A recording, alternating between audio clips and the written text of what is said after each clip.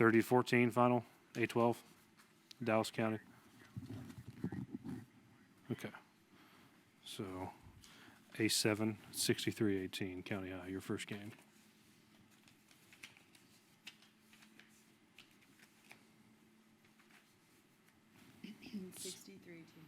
Thompson.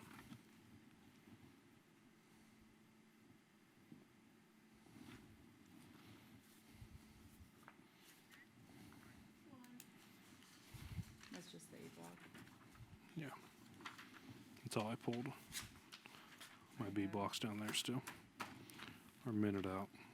Oh, we have a lot. I'm just going to go with it, to be honest, at this point.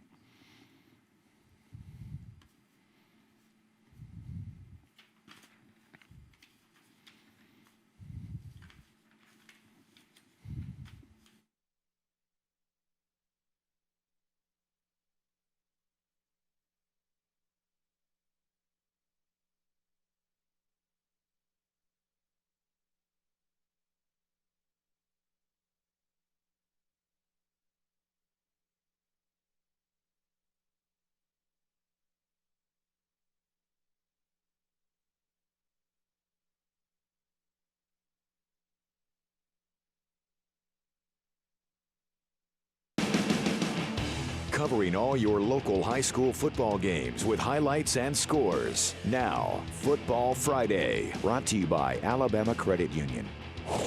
Well, good evening and welcome into week number 4 of WVUA 23's Football Friday, brought to you by Alabama Credit Union. I'm Zach Tigert. And I'm Alessandra Pomprian. Highlights from 15 high school football games tonight, plus scores from many more across West Alabama. And we start, as always, with our game of the week. And this week, it's the ACA Patriots taking on the Montevallo Bulldogs, and it's presented every week by DCH Health Systems. Now, the game of the week. This game, a critical matchup in the 4A Region 3 standings. A win for the Pats would give them sole possession of first place early on here in the season. And ACA, well, they didn't waste any time getting going. Following a stop on defense, Scooter Graham gets the handoff and finds pay dirt.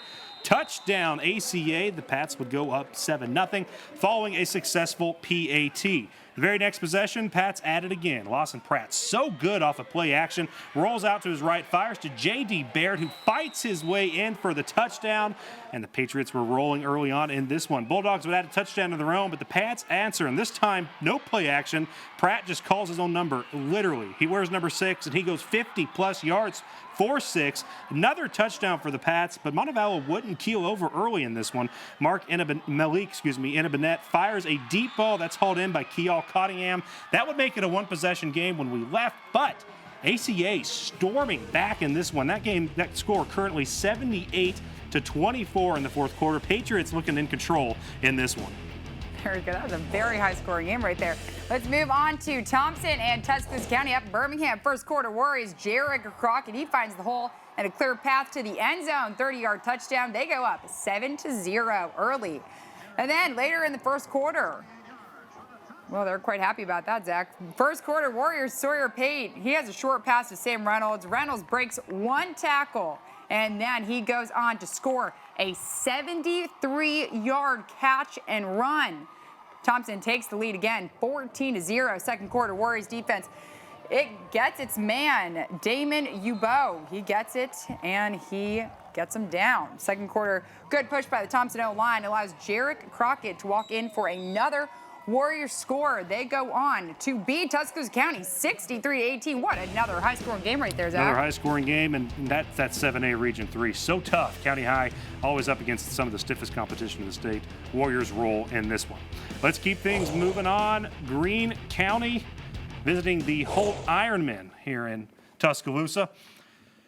Greene County's quarterback, Roydricker Bullock, would find wideout Kateri and Spencer here just over the hand of the defender, and the Tigers were going to take the lead early on in this one. Long gain there, nice play by Greene County. Holt, though, would respond with a long run of their own. That's a fullback, Tyler Flowers, not the Braves catcher. That's the Holt fullback. He's going to take it the distance in this one. And this was a close game, folks, but in the end, it's not quite over yet. We're still waiting for a final score, but Greene County is currently up 28-26 over the Ironmen. If you have that final score, please give us a call, 205-348-7000. We want to know the final over there in Holt.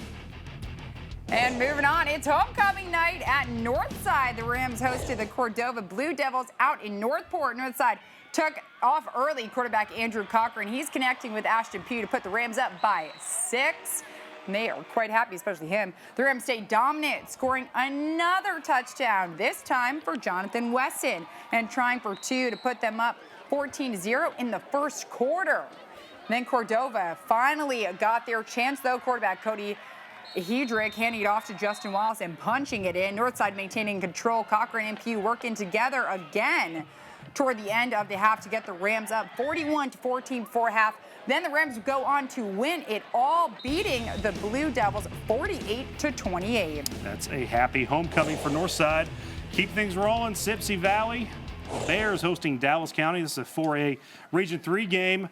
Dallas County's running game was easily the story of the day. Aaron Fales takes the handoff 15 yards for the touchdown, and the Hornets go up 8-6. Midway through the second quarter, it's going to be Keith Thomas taking the handoff. He's going to run left and dive in, breaks some tackles, gets the score. It's a 3-yard touchdown. It's 16-6 Dallas County. Sipsey Valley trying to stage a comeback. Cooper Bailey's going to find his brother Dalton Bailey on the screen pass. Dalton's going to take it in right before the half for the Bears.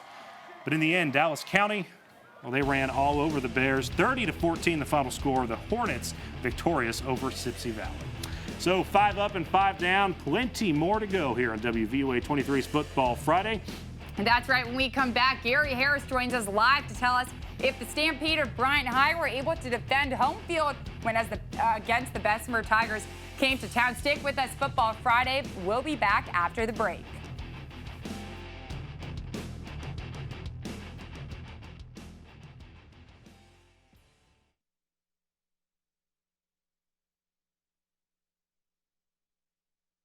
Got the scores and the scoreboard in different order than they are in the scripts, which makes it a little harder to find them when you're looking. Mic check, testing.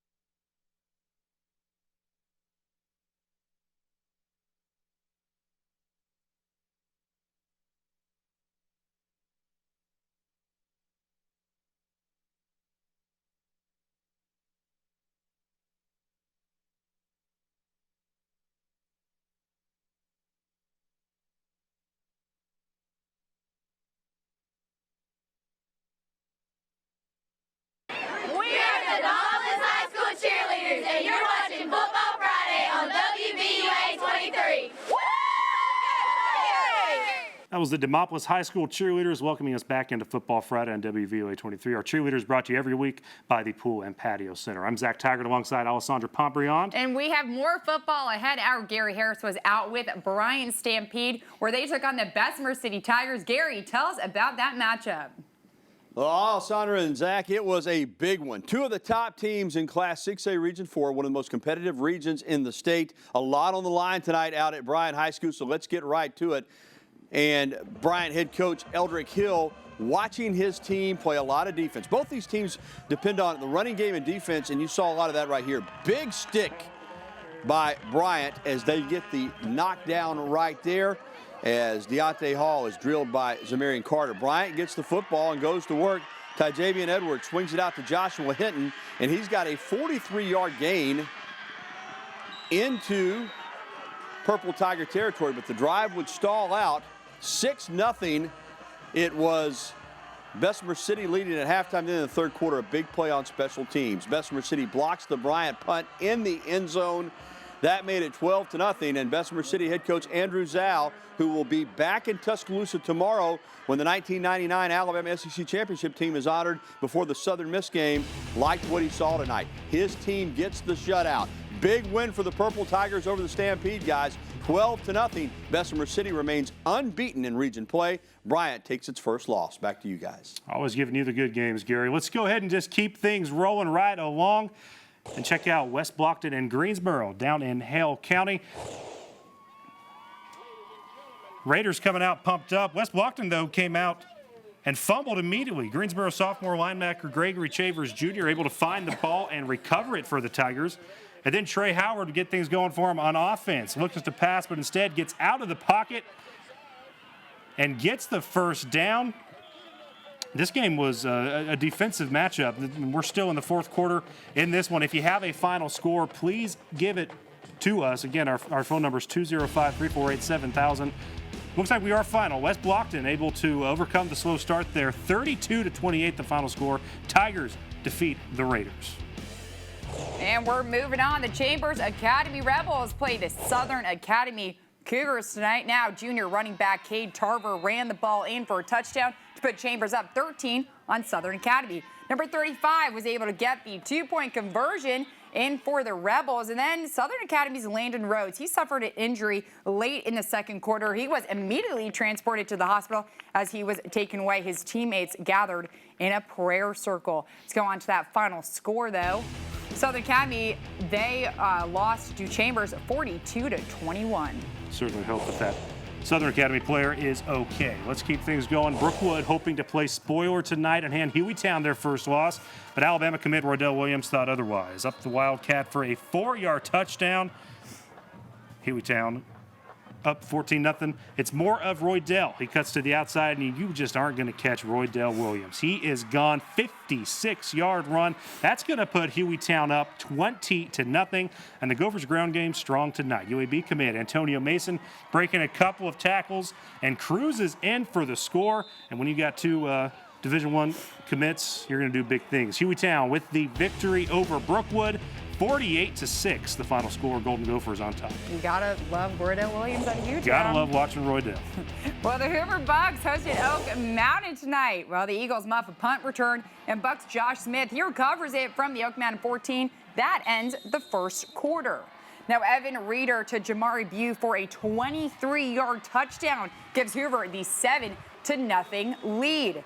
And then Devin Holden, he fumbles the kickoff return, and Jacob Johnson, he recovers. The Bucks, they are back in action right here on this play. And then the next snap.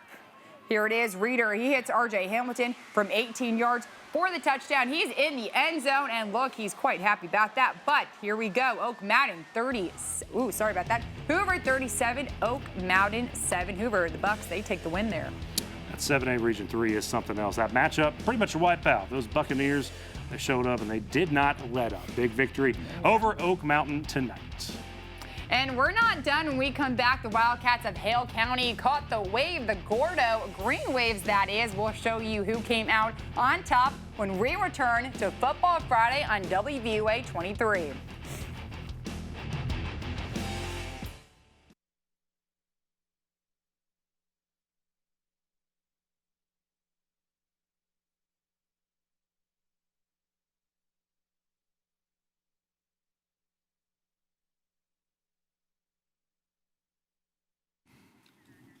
I said, let's just drop it since we're tight on time.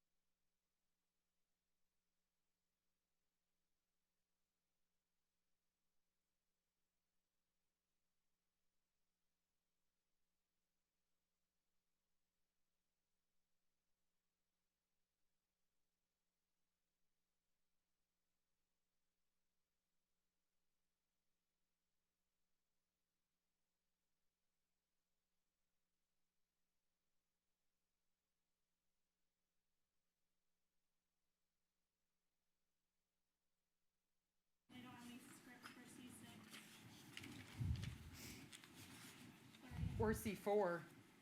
I got Hill C4. County and Gordo. I have scripts for C4.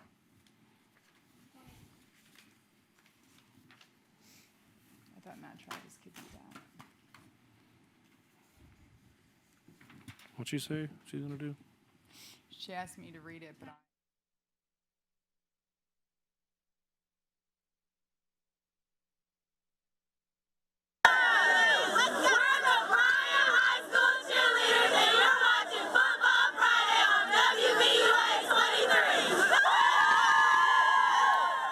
The Bryant Stampede cheerleaders, brought to you by the Pool and Patio Center. They welcome you back to Football Friday right here on WVOA 23, presented by Alabama Credit Union. well, let's keep it rolling, Zach, now with Northridge visiting the Hillcrest Patriots.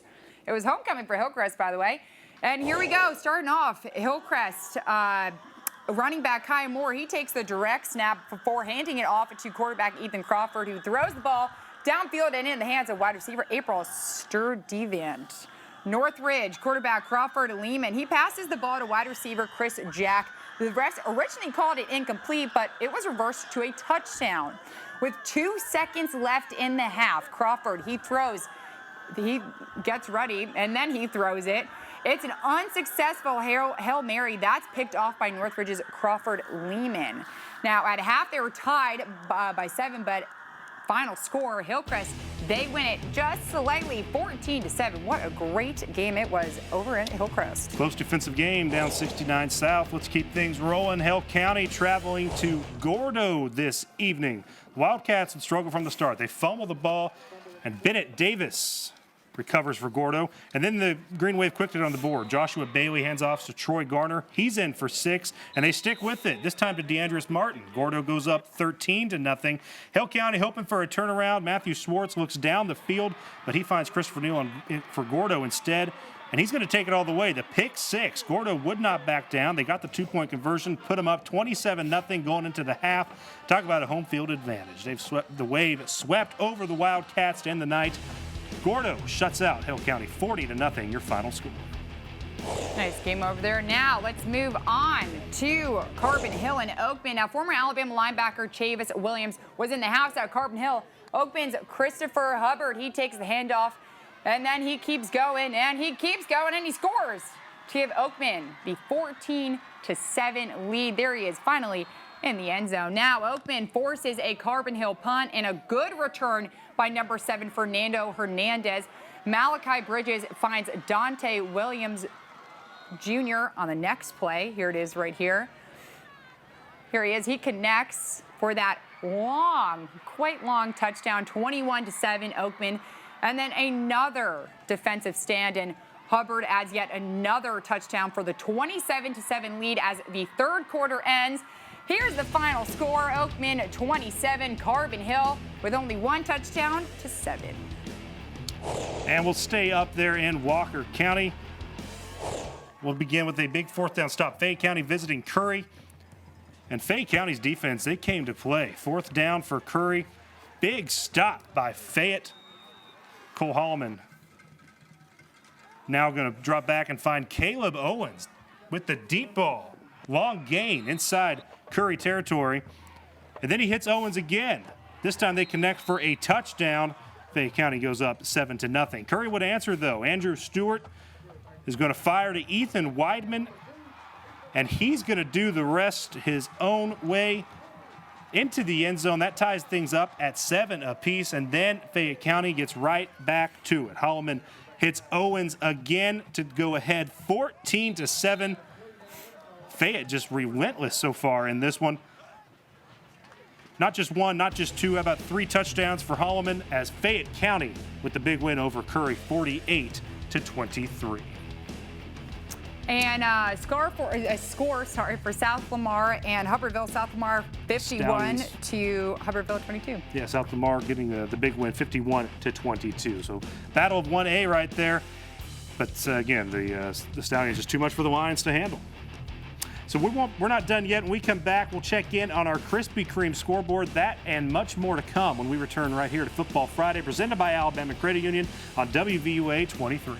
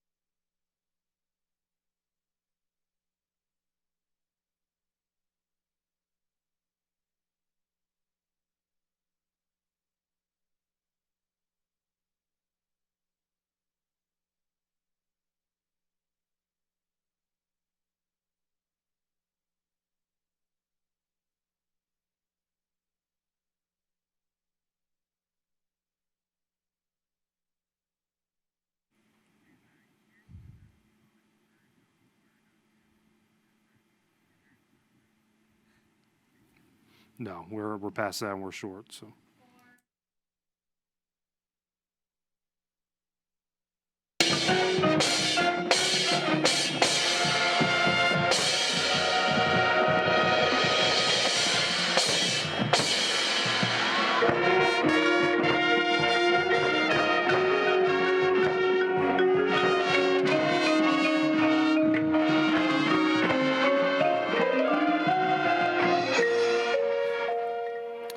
That was the Brookwood High School Marching Band. They are our Band of the Week. Welcome back to Football Friday on WVUA 23. It's time now to check in on some area scores from all across West Alabama. So let's turn our attention to the Krispy Kreme scoreboard. Let's recap what we already know. ACA, man, they put a hurt on Montevallo. 84-30, the final score. Thompson victorious over Tuscaloosa County, 63-18.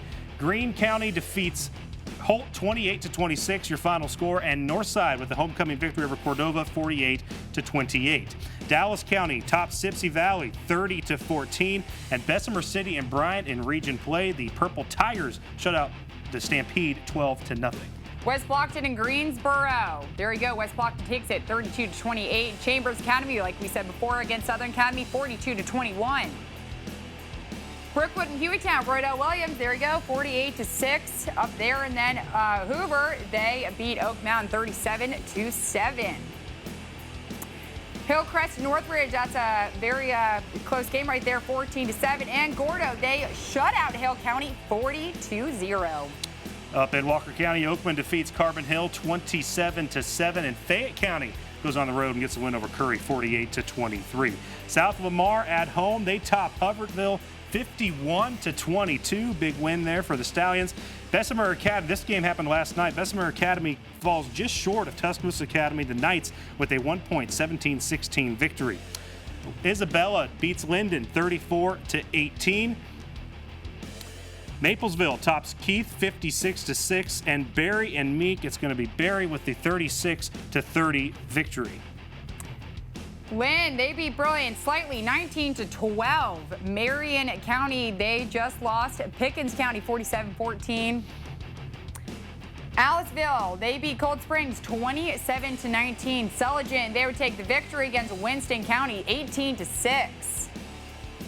Southeastern with a big win over Summerton Christian, 42-6. And Good Hope against Oak Grove. Good Hope takes it 34-25. Keep going. Central Falcons, they would lose to Bibb County 42-7. Chilton County against Jemison 25-13. And Benjamin Russell tops Demopolis 17-8.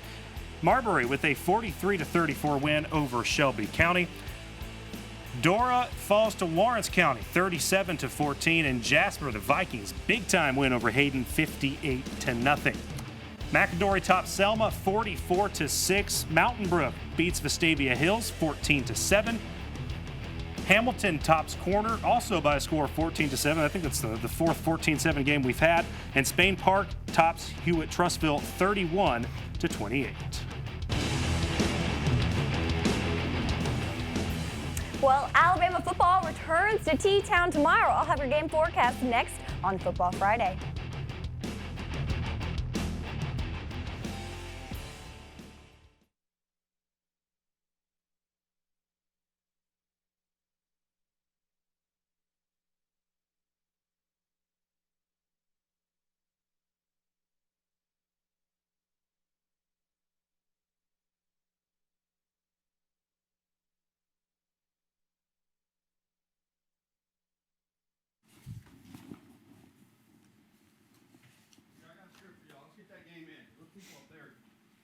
I didn't have anything, but I wrote up enough to get you through. It'll just Okay.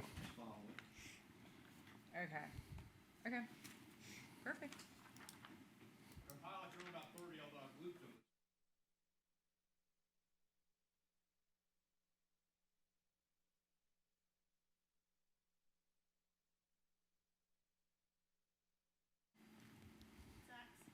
So Danielle's going to toss back to us, and then I'll introduce these. Alessandra's going to read them. Okay? Now I'm just going to say thank you, Danielle. Way to add. Let's check out some highlights from Hubbardville visiting South.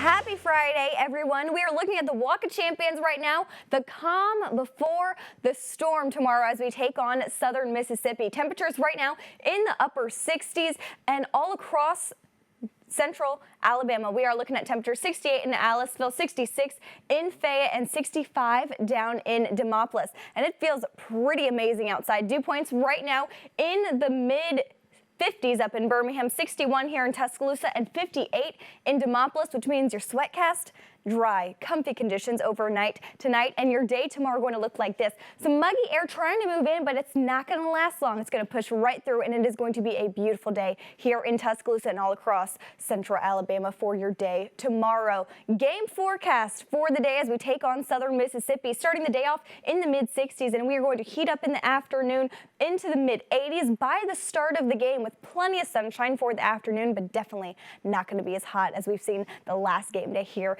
in T-Town. Tonight, temperatures going to be dropping back into the mid-60s, mostly clear, a nice mild evening, and your day tomorrow going to look like this. A beautiful picture-perfect day as highs reach into the upper 80s, sunny, cooler, but still just right above average for this time of year, guys. We are looking at highs all week, heating back up into the 90s just in time for the start of fall on Monday, with a chance for a stray shower on Monday afternoon as a cold front pushes through. That's your local forecast.